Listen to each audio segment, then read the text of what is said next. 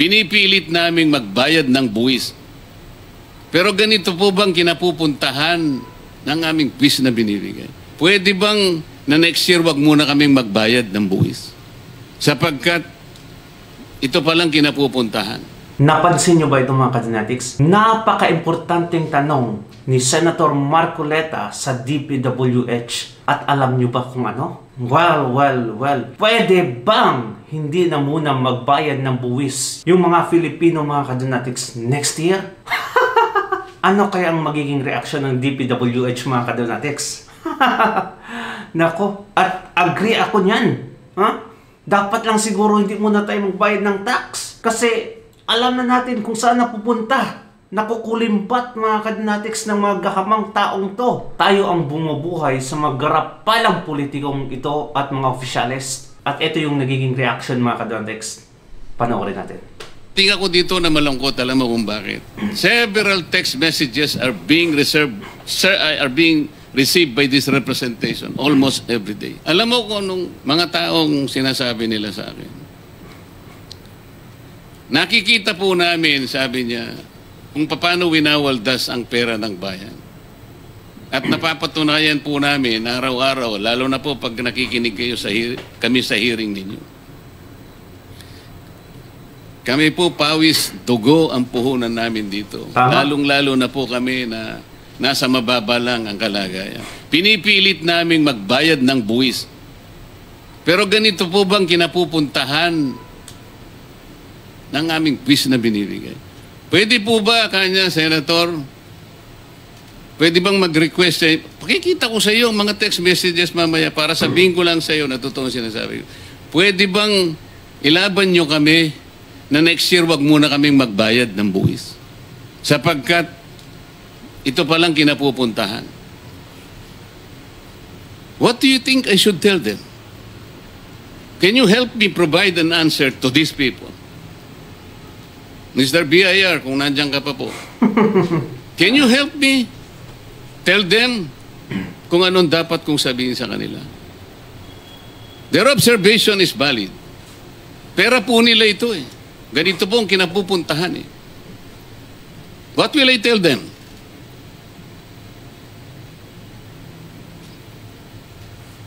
Ayan na. Yes, ma'am. Nagiging representante talaga si Senator Marcoleta sa mga taong bayan mga ka-Genetics. Yung boses ng taong bayan, siya yung nagiging representative natin. Pinapaabot niya talaga yung boses ng taong bayan sa mga gahamang opisyales. At ito yung sagot nila. Gusto mo sumagot? Tama po kayo, Your Honor. Tama po kayo, Your Honor. Yun lang. Ay, ako. Ito. No, I'm asking you to help me. Yes po. What will I tell them? Ito pa po yung sinasabi ng iba. Bakit po ngayon lang nalaman? Abuti po ang presidente nalaman niya after 3 years. Ganito na po palang nangyayari. 545 billion pesos. Ang namunini lang about 15 contractors. There are about 29,000 o 19,333 contractors as of August 29, 2025. Mr. Pickup, tama? Ang dami, no? 19,000? Damn! Well. Napilitan yung presidente mga ka-Genetics na alamin. Kasi nga, nabulgar, na-expose. Wala naman talaga siyang pakialam yan, mga ka-Genetics, actually. Kasi, first and foremost, pinirmahan niya yung budget na hindi niya pala alam yung mga detalye kung saan mapunta. Ngayon, dahil sa flooding mga ka-Genetics na sunod-sunod sa Maynila, napilitan yung presidente na, dahil sa iyak ng mga tao, ayun, napilitan siya mga ka-Genetics na imbestigahan. Lumabas yung katotohanan. In 3 years mga ka-Genetics, ngayon lang, magpo 4 years na actually, ngayon niya lang nalaman. Like, how? Bakit? Kasi wala talaga siyang pakialam. For the last 3 years mga ka-Genetics, walang pakialam. Nangyari lang kasi may flooding. Kung walang flooding, walang pakialam talaga siya. Siya lahat ang may dahilan nito mga ka-Genetics. 2022 to 2024, yan, grabe ka-corrupt talaga. Yes, Your Honor. 15 lang. representing 18% of the pie. Yung 15 yun, 0.07%. Sabi gano'n nung nagtatanong sa akin. Eh, ano pong ginagawa ng mga taong dapat nagbantay po sa kaban ng bayan? Nandyan po ang ombudsman, nandyan po yung DOJ, nandyan po ang NBI, nandyan ang CIDG. Dami.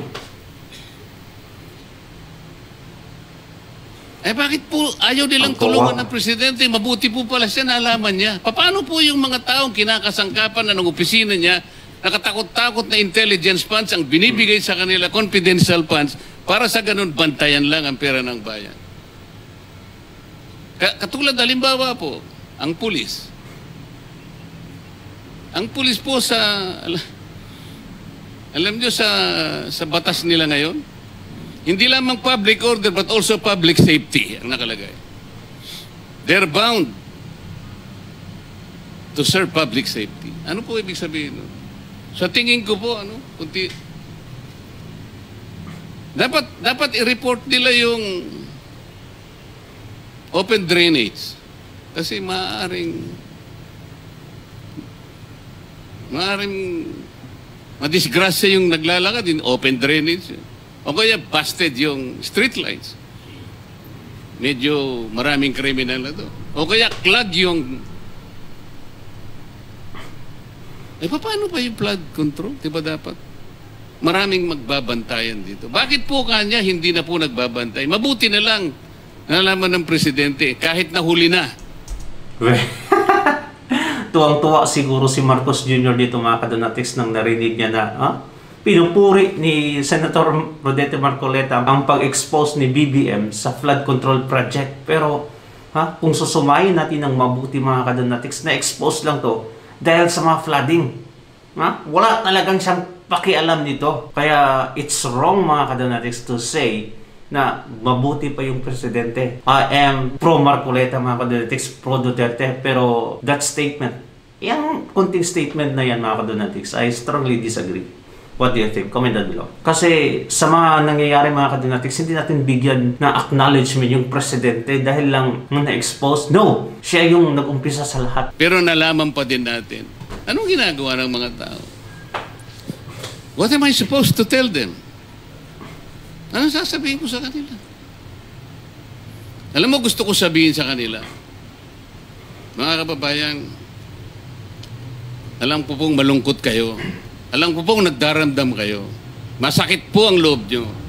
Ngunit sana po ay wag na hindi po kayo magbayad. Tuloy pa rin po ninyo. Pagtulong-tulungan po natin ito. Kasi po marami ring lalo po tayong lulubog. Hindi lamang flood control ang pinagpupuntahan ng ano nyo. Pati protection natin, pati si PhilHealth, pati po sa education, lahat po eh. Sana masabi ko lahat, sana maniwala sila, sana hindi sila magalit sa akin, sana tanggapin nila ang sasabihin ko sa kanila. Pero kayo po dapat eh. Kayong nahaharap dito eh. Do you have anything to say? Yusek Kati. Your Honor, tama po lahat ng sinabi niyo. Wala po. Yun na yung sinasabi mga kadonatics. Wala nang iba. Tama po lahat ng mga sinasabi mo, Senator Rodete Marcoleta. Like, what? Yun lang? Wala na? Not apologetic mga kadonatics. What truly happened mga kadonatics is tragic. So sad talaga. Pero yun lang yung statement niya. Napakawalang kwenta talaga. Kawawang Pilipinas. What do you think mga kadonatics? Comment down below. Thank you so much and God bless you mga kadonatics. Don't forget to subscribe and like this video. Ingat palagi. Bye-bye.